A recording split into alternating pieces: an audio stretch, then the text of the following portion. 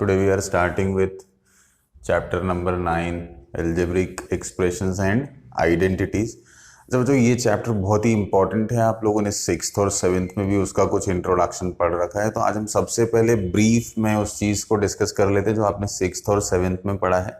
उसके बाद हम 8th की तरफ चलते हैं, क्योंकि यहाँ पर कुछ नया आपको सीखने के लिए ज़रूर मिलेगा इस साल। ठीक है, देखिए सबसे पहले तो आपका आता है एल्जेब्रिक एक्सप्रेशन। तो सबसे पहले तो आप ये समझ लें कि ये एल्जेब्रिक एक्सप्रेशन होता क्या है।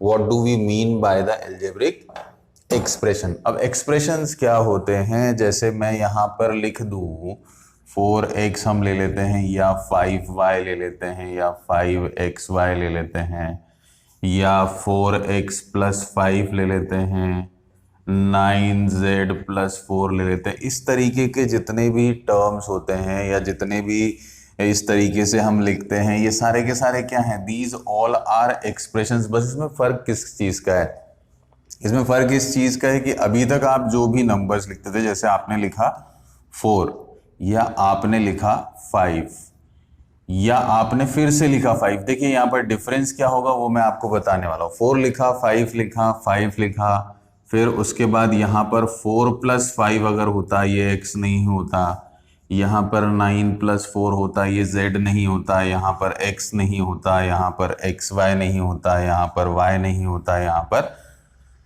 x नहीं होता, तो क्या होता है यहाँ पर। देखिए बहुत ही सिंपल सा लॉजिक है। अगर यहाँ पर x नहीं होता तो this number is counted as 4 only, this number is counted as 4 only. अगर यहाँ पर y नहीं होता तो this is counted as 5 only. ये भी 5 होता, ये 4 + 5 हो जाता, तो इसका रिजल्ट हमारे पास 9 आ जाता। ये 9 + 4 हो जाता, तो इसका रिजल्ट जो है हमारे पास 13 आ जाता। हम इसको डायरेक्टली ऐड कर सकते थे, या यहाँ पर सब्ट्रैक्शन का साइन होता, माइनस का साइन होता। जैसे यहाँ पर अगर माइनस का साइन होता तो ये हो जाता 4 - 5 = -1। यहाँ अगर माइनस का साइन होता तो ये हो जाता 9 - 4 = 5। बड़ा ही सिंपल सा होता है। ये 5 का 5 ही रहता है, यहाँ भी 5 का 5 ही रहता है, यहाँ भी 4 का 4 ही रहता है। दिस इज नॉट चेंजिंग, क्योंकि इसके बीच में कोई भी फंडामेंटल ऑपरेशन लगा हुआ नहीं है। मैथ्स में फंडामेंटल ऑपरेशन होते हैं positive, negative, plus, minus, multiplication, division. इनमें से कोई सा भी ऑपरेशन यहाँ पर लगा हुआ नहीं है, तो नंबर जैसा है वैसा का वैसा ही आता है। इतना लंबा लेक्चर देने का मतलब ये है कि ये जो होते हैं ना बच्चों, ये कांस्टेंट होते हैं, इनमें कोई चेंज नहीं आता है। लेकिन जैसे ही x आ जाता है या y आ जाता है या कोई भी वेरिएबल आ जाता है, जैसे हम यहां पर ले लेते हैं if x = 1, y = 2 and z = 3। ठीक है, अब ये आपने x, y और z की वैल्यूज ले ली, x, y और z की वैल्यूज ले ली, तो आप उनको यहाँ पर कैसे डालने वाले हैं। अभी तक देखिए इसके अंदर कोई चेंज नहीं आ रहा था, लेकिन जैसे ही x आ गया, जैसे ही y आ गया, जैसे ही z आ गया, इसके अंदर चेंजेस आने शुरू हो जाते हैं। तो सबसे पहले तो आप ये देखें कि इसका मीनिंग क्या होता है। What does this 4x mean? This means 4 × x, this means 4 × x। अब मैंने x की वैल्यू क्या ले रखी है, 1 ले रखी है, तो ये हो जाएगा 4 × 1 = 4। कोई टेंशन नहीं, 4 का 4 ही आ गया। अब y = 2 है, तो यहां पर आप वैल्यू को देखें, 5 × 2 हो जाएगा। 5y को अगर आप करेंगे तो 5 × 2 हो जाएगा, दिस विल बिकम 10। अब देखिए 5 की जगह पर क्या आ गया, 10 आ गया, क्योंकि y की जगह पर क्या किया आपने, y की वैल्यू जो है उसको पुट कर दिया।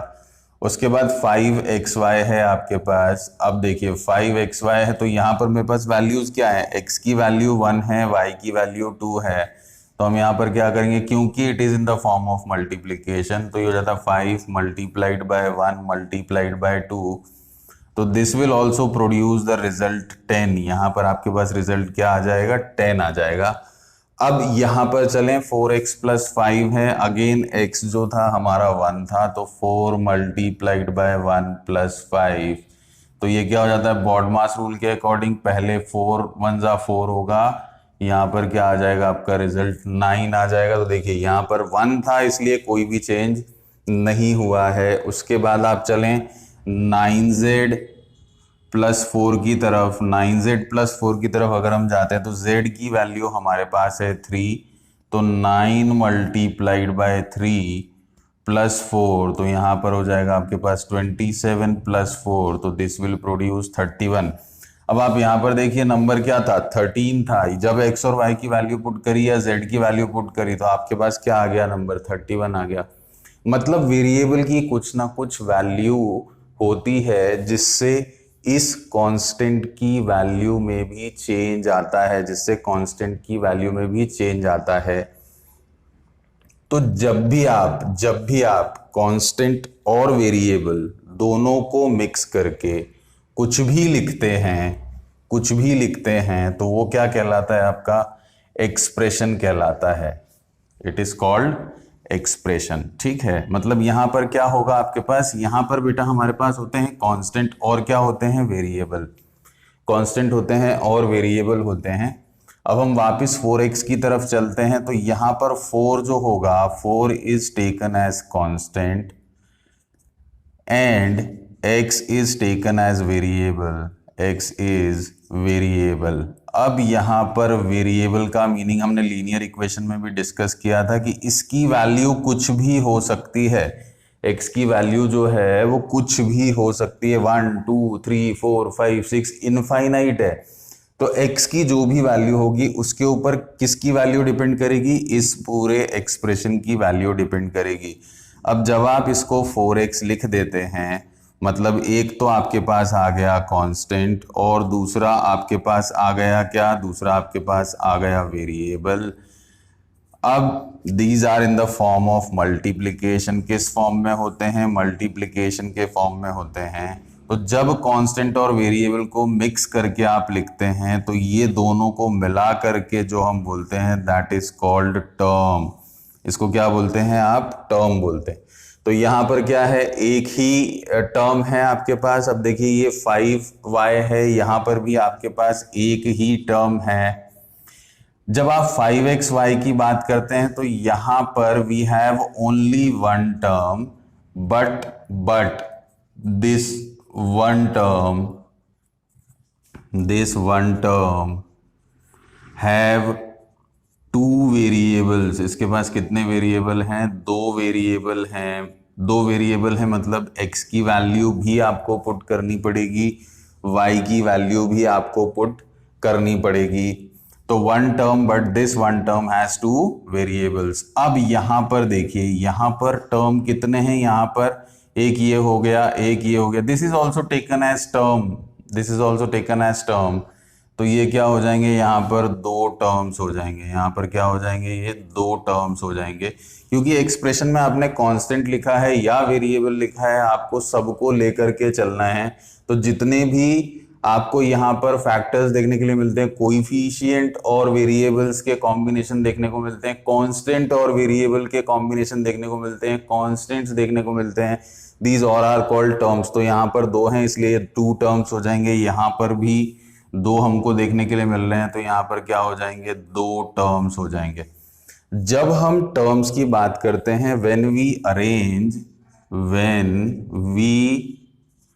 Arrange expressions by the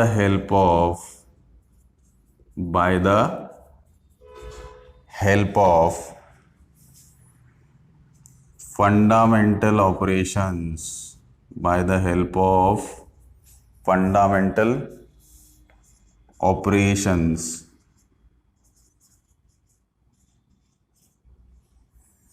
then they are categorized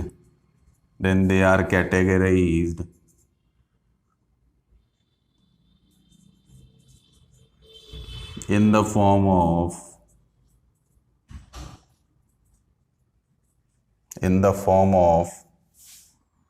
terms as per their number। अब ये मैंने क्या लिखा, देखिए बहुत सिंपल सा logic, 4x plus 5y plus 9, ये अगर मैंने लिख दिया है तो यहां पर कितने टर्म्स है, 1 2 3। अगर इसी चीज को मैं ऐसे लिख देता 4x प्लस 9, तो यहां पर कितने टर्म्स हैं, 2। और अगर मैं इसी चीज को ऐसे लिख देता तो यहां पर कितने टर्म्स हैं, 1। अब देखिए यहां और यहां में क्या डिफरेंस है। यहां पर देखिए वेरिएबल्स हैं हमारे पास 2, तो एक तो वेरिएबल्स 2 हैं और दूसरा क्या है, नंबर ऑफ टर्म्स जो है वो 3 हैं। तो number of terms are 3, number of terms are 3, that is why it is what, trinomial.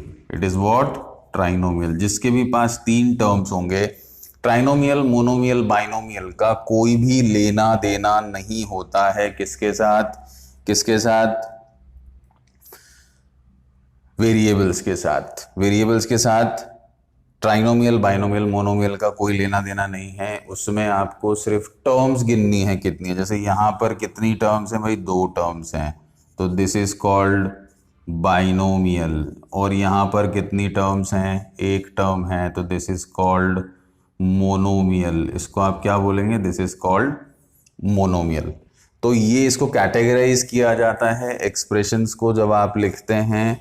अभी जो आप पढ़ने वाले हैं वो क्या है, ट्राइनोमियल मिलेगा आपको, बाइनोमियल मिलेगा आपको, मोनोमियल मिलेगा आपको। जिसके पास 3 टर्म्स हैं वो क्या होगा, वो क्या होगा, ट्राइनोमियल होगा। जिसके पास 2 टर्म्स हैं वो क्या होगा, बाइनोमियल होगा। जिसके पास 1 टर्म है वो क्या होगा, मोनोमियल होगा। This is what, monomial.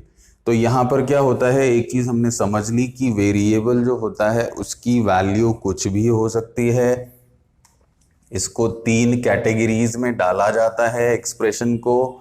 इससे ज्यादा भी होती है लेकिन you will study it in higher classes. Polynomials आएगा अगली साल आप लोगों को, वहां आपको फिर से यही सारी चीजें देखने के लिए मिलेंगी, लेकिन वहां पर आप उसको बोलेंगे क्या, पॉलिनोमियल। उसकी डेफिनेशन अलग होती है, ठीक है। अभी आप किसकी बात कर रहे हैं, अभी आप you are talking about expressions only. तो यहां पर आपने क्या देखा, आपने देखा कि फंडामेंटल ऑपरेशंस होते हैं कुछ, टर्म्स के अकॉर्डिंग आप एक्सप्रेशंस के नाम देते हैं। जितने टर्म्स होते हैं उसके अकॉर्डिंग उसका नाम डिसाइडेड होता है। तो आपने क्या क्या पढ़ लिया, आपने पढ़ लिया है कांस्टेंट, कांस्टेंट, और क्या पढ़ लिया आपने, वेरिएबल पढ़ लिया। कांस्टेंट और वेरिएबल के कॉम्बिनेशन से जो बनता है वो क्या है, टर्म है। मतलब कांस्टेंट अकेला हो तो भी टर्म है, कांस्टेंट वेरिएबल दोनों हो तो भी हम उसको क्या बोल सकते हैं, it is also called term. तो ये टर्म आपने पढ़ लिया है।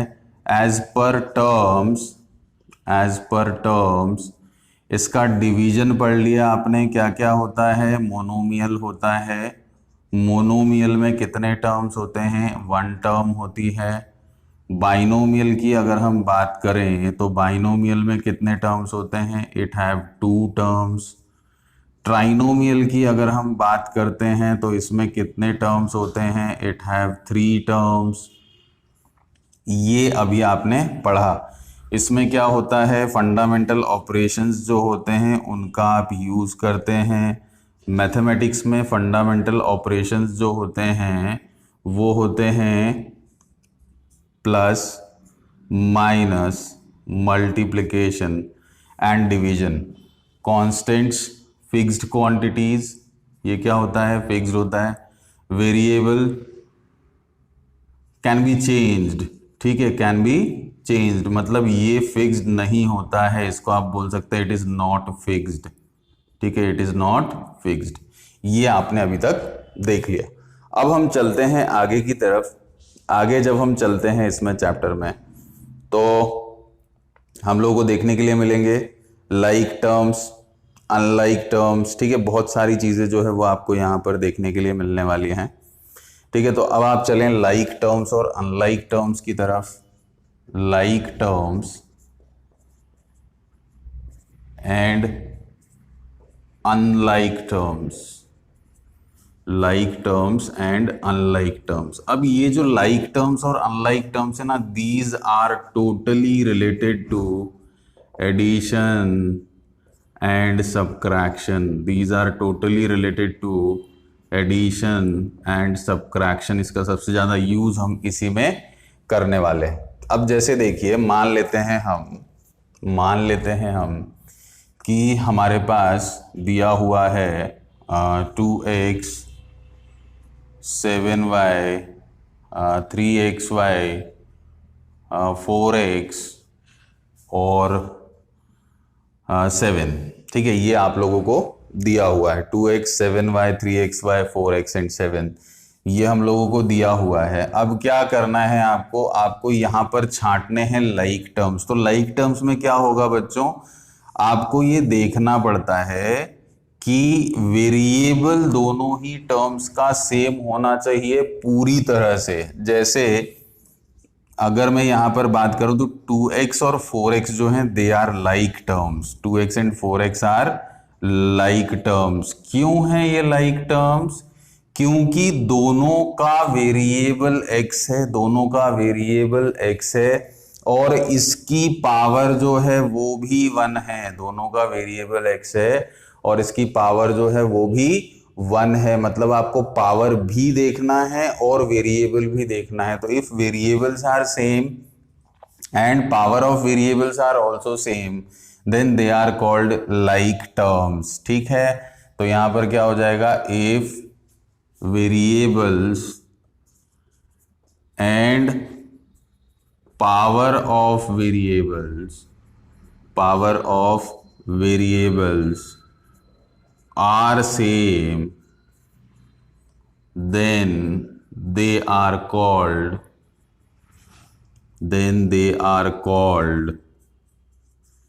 like terms। then they are called like terms। ठीक है, अब क्या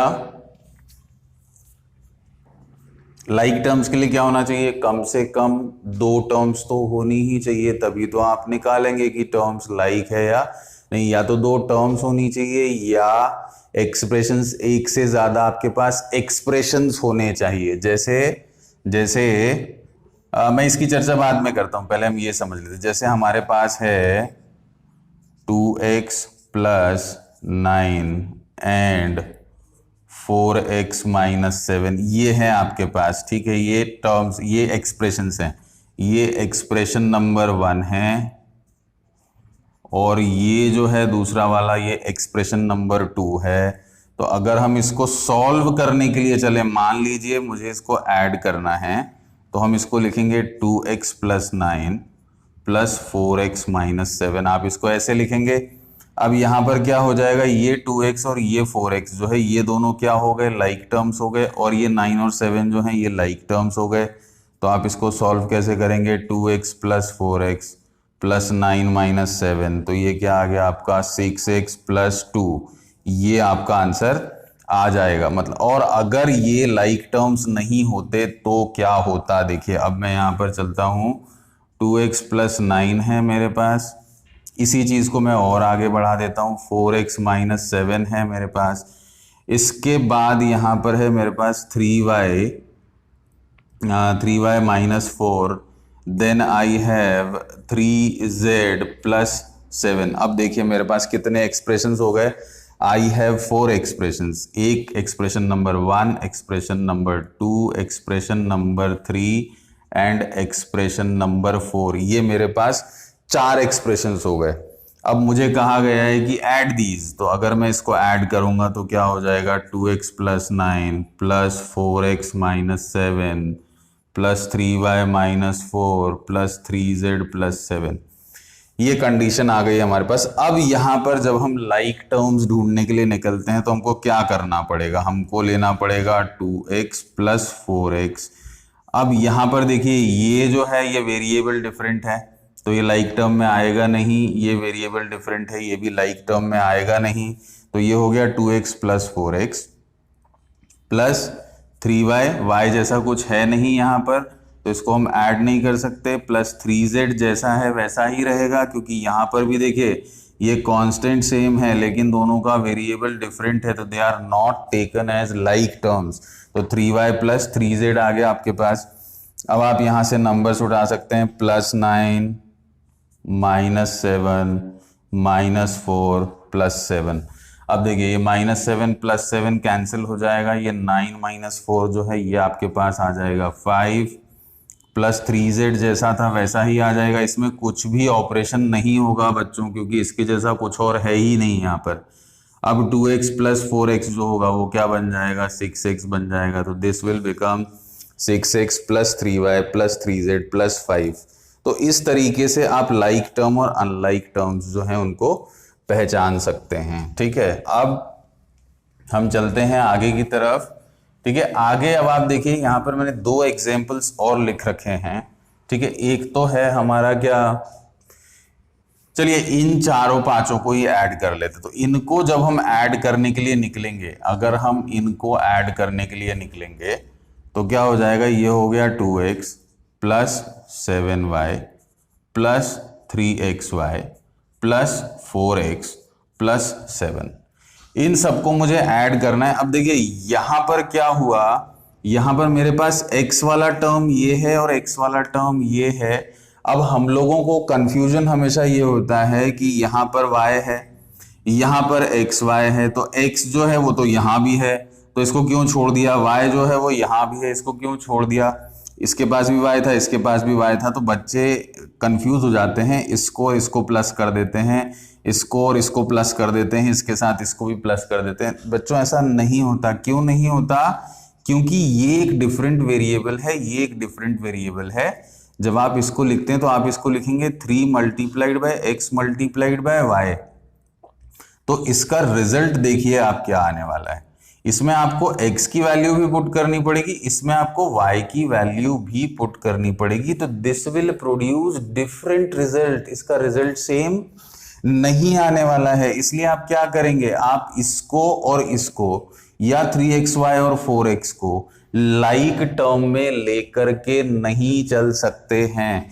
तो इसका आंसर जो होगा 2x plus 4x, 2x plus 4x plus 7y plus 3xy plus 7 होगा। तो 2x प्लस 4x जो होगा that will become 6x plus 7y plus 3xy plus 7।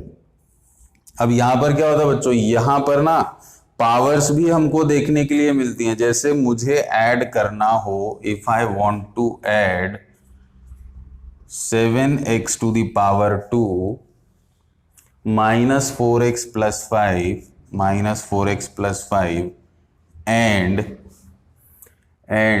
9x minus 10 and 9x minus 10, इसको मुझे ऐड करना है। तो ऐड करने के लिए आप देखिए यहां तो हमने पावर्स ली ही नहीं थी, अब यहां पर पावर भी आ गई है। तो मैंने अभी डेफिनेशन में लिखा था कि पावर्स भी सेम होनी चाहिए, वेरिएबल्स के साथ पावर्स भी सेम होनी चाहिए। इसकी पावर 2 है, इसकी पावर 1 है, तो आप इसको ऐड नहीं कर सकते हैं। तो यहां पर क्या हो जाएगा, देखिए 7x to the power 2 minus 4x plus 5 plus 9x minus 10 आएगा यहां पर। अब ये 7x टू द पावर 2 जैसा यहां देखिए कुछ भी नहीं है, तो ये जैसा है वैसा ही आ जाएगा। फिर माइनस 4x लिखा हमने, अब हमको दिख गया, देखिए यहाँ पर x की पावर 1 है, यहाँ पर भी x की पावर 1 ही है। तो these two are like terms. तो 4x प्लस 9x को हम एक साथ लिख देंगे। फिर plus 5 minus 10, these two are constants. तो अब आपको क्या करना पड़ेगा, 7x टू द पावर 2, इन दोनों को आप सॉल्व करेंगे तो ये होगा minus plus minus. Same rule होता बच्चों, चेंज नहीं होगा, साइन का रूल चेंज नहीं होगा। माइनस प्लस होता है माइनस, बड़ा है 9, 9 माइनस 4 आ गया 5, बड़ा 9 है इसलिए क्या आ जाएगा 5x आ जाएगा। प्लस 5 माइनस 10 जब आप लेंगे तो 5 माइनस 10 में what will it produce, it will produce minus 5, क्योंकि 10 बड़ा है। तो आपके पास रिजल्ट आ जाएगा 7x to the power 2 plus 5x minus 5। This is our answer. मतलब आपको पावर्स भी चेक करते हुए चलना पड़ेगा। ठीक है, अब आप देखिए यहाँ पर 2 वेरिएबल्स वाले जो टर्म्स हैं उसको हम ऐड करते हैं तो यहाँ पर हमको और हमारे डाउट्स जो हैं वो क्लियर हो जाएंगे। ठीक है, ऐड करना है बच्चों, है ना। तो ऐड हमको करना है 7xy plus 5yz, 7xy plus 5yz minus 3zx। ये तो हुआ आपका पहला एक्सप्रेशन। दूसरा एक्सप्रेशन है 4yz plus 9zx minus 4y। अब एक और एक्सप्रेशन है हमारे पास, third expression, minus 3xz plus 5x minus 2xy। ये तीन एक्सप्रेशन हैं आपको, इसको आपको ऐड करना है। We have to add this. तो ऐड करने के लिए क्या करेंगे? देखिए, सबसे पहले तो सबके बीच में हमको लगाना पड़ेगा साइन किसका? प्लस का। तो 7xy plus 5yz minus 3zx plus, ये हुआ एक्सप्रेशन नंबर 1। अब एक्सप्रेशन नंबर 2 पूरा ऐड कर लेते हैं, 4yz plus 9zx minus 4y plus, अब तीसरा एक्सप्रेशन ले लेते हैं, तो ये हो जाएगा minus 3xz plus 5x minus 2xy। मैंने यहाँ नेगेटिव साइन के पीछे ब्रैकेट इसलिए लगाया क्योंकि यहाँ पर ऑलरेडी एक पॉजिटिव साइन एग्जिस्ट कर रहा है। अब यहाँ पर बच्चों करने का बहुत ही आसान तरीका, सबसे पहले तो आप ना इसको निकाल लें, कॉमन वाले जो टर्म्स हैं उनको बाहर निकाल लें, लाइक टर्म्स को बाहर निकाल लें। तो सबसे पहले क्या है आपके पास? 7x है, चलिए ये ले लिया हमने। अब अकेले x वाला जिसकी पावर 1 हो उसको हमको ढूंढना है। देखिए यहाँ पर कहीं पर भी हमको अकेला x, ये रहा, देखिए ये हो गया। तो ये आपने लिख दिया 7x प्लस 5x। अब किसको ढूंढना है? अब yz को ढूंढना है बच्चों। ये देखिए, ये डबल लाइन में लगा देता हूँ, yz, ये भी एक yz, तो मेरे पास आ गया प्लस 5yz प्लस 4yz। अब यहाँ पर और कहीं दिख रहा है क्या? yz नहीं दिख रहा है। देखिए xz है, xy, ये देखिए yz वाले टर्म्स ले लिए। अब मेरे पास क्या है? zx है। क्या है? zx है। तो यहाँ पर आपको ये ध्यान रखना है कि zx and xz are same, क्योंकि बच्चों जब आप कोई भी दो नंबर्स का मल्टीप्लाई करते हैं, जैसे z अगर 2 होता और x 3 होता, तो 2 मल्टीप्लाइड बाय 3 लिखूं तब भी 6 आएगा, 3 मल्टीप्लाइड बाय 2 लिखूं तब भी 6 आएगा। तो मतलब zx और xz जो है they are taken as same, they are taken as same means they are taken as like terms. zx हो और xz हो सिर्फ, तो आप इसको लाइक टर्म में ले सकते हैं। तो दिस इज माइनस 3zx।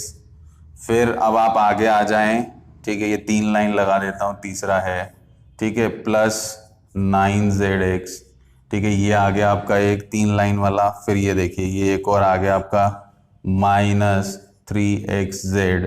अब यहाँ पर और कुछ बचा क्या? नहीं बचा, ठीक है। अब हमको क्या करना है? देखिए डबल लाइन ट्रिपल लाइन ले चुके हैं आप, यहां तक आपका पूरा कंप्लीट हो गया है, ये बॉक्स वाला भी ले चुके हैं अब आपके पास बचा ये 4y, इसको मैं सर्कल कर देता हूं, माइनस 4y। अब यहां पर और कुछ है क्या? नहीं है।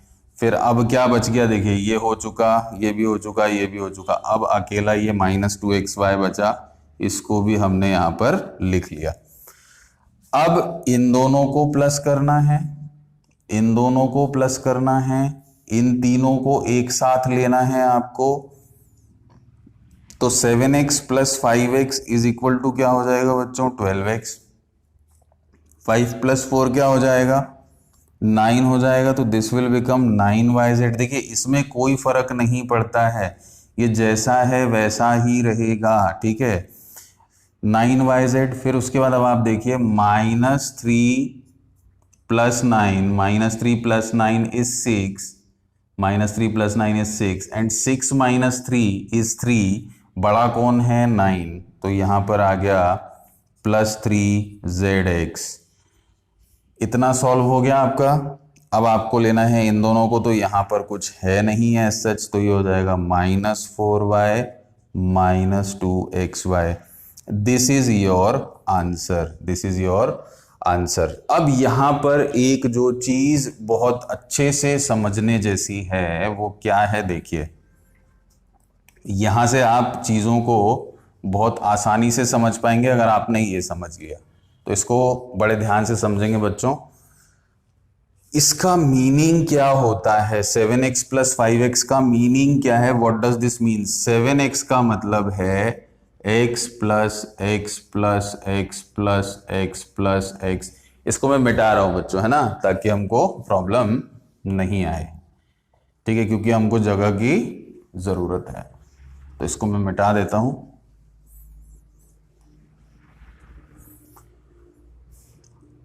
कितनी बार हो गया x? 1 2 3 4 5 6 7। This is the meaning of 7x। और इसमें मैं 5x जोड़ दूं तो x + x + x + x + x, ये हो जाएगा मेरा क्या, 7x + 5x, ये उसका रिजल्ट है। तो x कितनी बार आया? 12 टाइम्स आया, तो मैंने इसको लिख दिया 12x, ठीक है। अब बच्चों बड़े काम की बात सामने आ रही है। अब देखिए यही चीज अगर 7x + 5x की जगह 7x - 5x होती तो मेरा रिजल्ट क्या आता? 2x आता। मेरा रिजल्ट क्या आता? 2x आता। क्यों आता? क्योंकि 1 2 3 4 5 6 7 ये 7x ले लिए मैंने।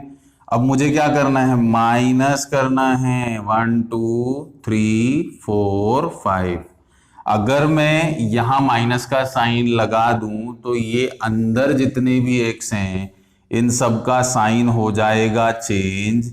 तो ये क्या हो जाएगा? x + x + x + x + x, 3 + 2 5 6 7, -x -x -x -x -x। देखिए कितने x माइनस कर दिए? 5x माइनस कर दिए।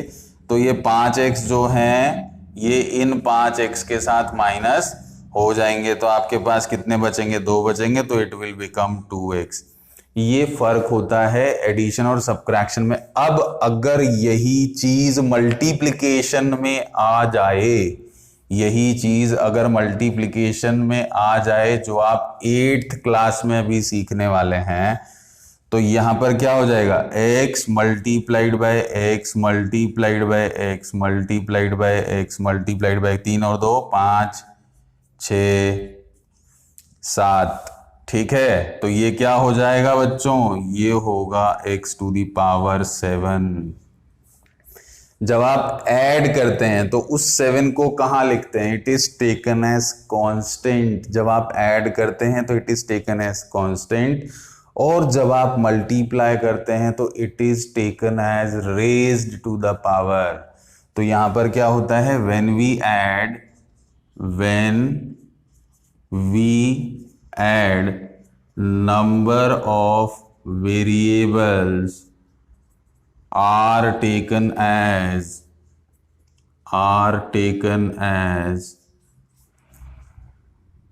constant या are converted into constant में कन्वर्ट कर देते हैं। लेकिन अगर when we multiply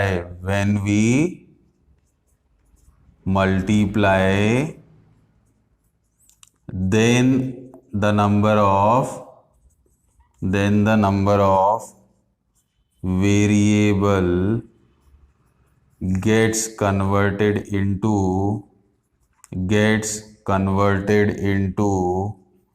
पावर। किस में कन्वर्ट हो जाता है बच्चों?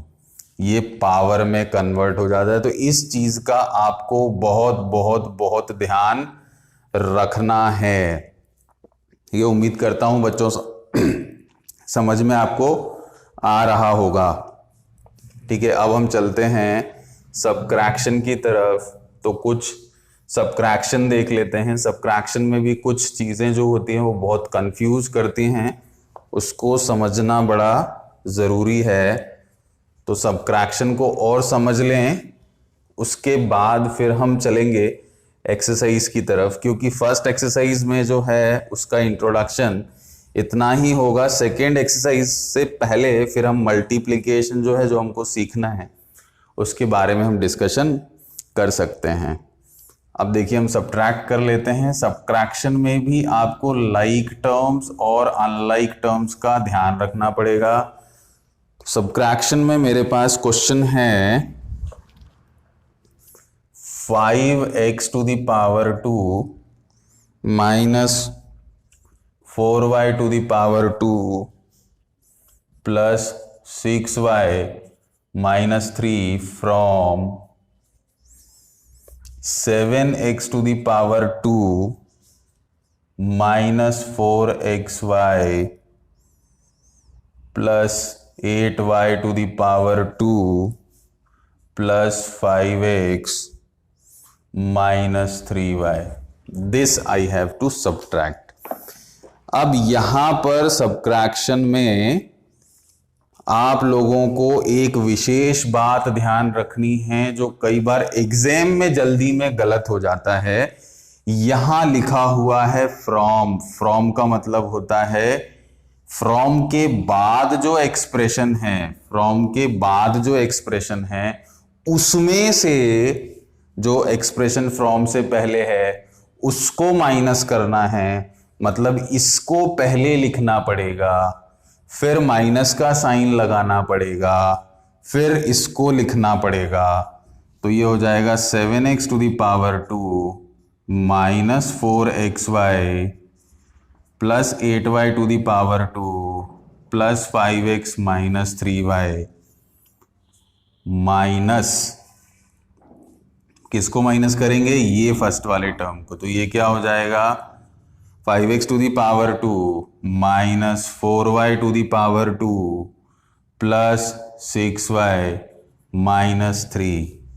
चलिए बच्चों, अब क्या x to the power 2 वाला ढूंढना है आपको नंबर। तो एक काम करते हैं 7x to the power 2 minus 4xy plus 8y to the power 2 plus 5x minus 3y।